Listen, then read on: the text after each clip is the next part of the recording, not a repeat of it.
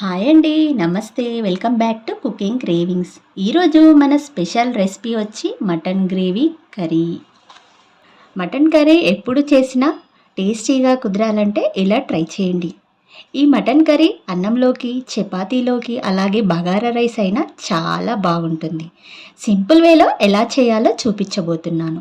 ఎవరైనా చాలా ఈజీగా చేసుకోవచ్చు. రుచికరమైన మటన్ కర్రీ ఎలా చేయాలో ఇప్పుడు చూద్దాం. ముందుగా మటన్ కట్ చేసి శుభ్రంగా కడిగి తీసుకోండి.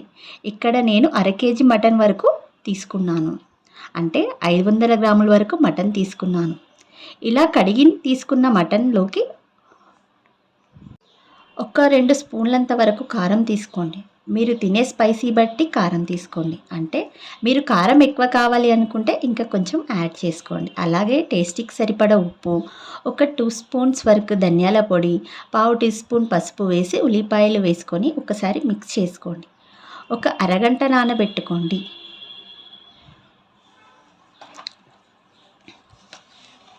అరగంట తర్వాత చూడండి, ముక్కలకు కారం బాగా పట్టింది. ఇప్పుడు స్టవ్ ఆన్ చేసుకొని కుక్కర్ తీసుకోండి. 5 టేబుల్ స్పూన్ల వరకు ఆయిల్ యాడ్ చేసుకొని కొంచెం సాజీరా, దాల్చిన చెక్క, అనాస పువ్వు, బిర్యానీ ఆకులు వేసుకొని ఒకసారి ఫ్రై చేసుకోండి. ఒక కప్పు వరకు ఆనియన్స్ వేసుకొని మీడియం ఫ్లేమ్లో బాగా ఫ్రై చేయండి. ఇవి గోల్డెన్ కలర్ వచ్చే వరకు మీడియం ఫ్లేమ్లోనే ఫ్రై చేయండి. ఇలా గోల్డెన్ కలర్ వచ్చినాక ఒక 2 స్పూన్ల ఎల్లిపాయలు దంచుకొని వేసుకోండి.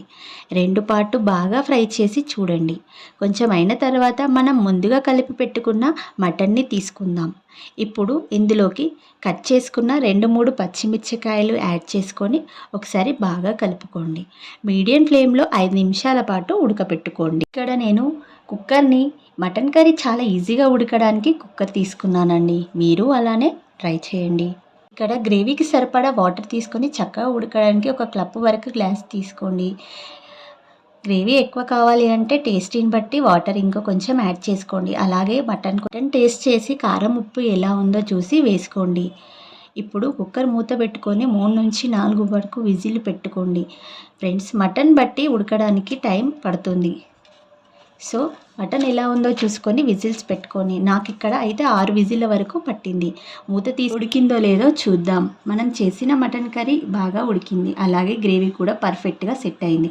ఇప్పుడు చిక్కగా ఉండాలంటే ఒక స్పూన్ వరకు కుడక పొడి, కొంచెం కొత్తిమీర వేసి కొద్దిసేపు పాటు ఉడకబెట్టండి. ఇలా సింపుల్గా టేస్టీగా చేయాలంటే ఇలా ట్రై చేయండి. Thanks for watching.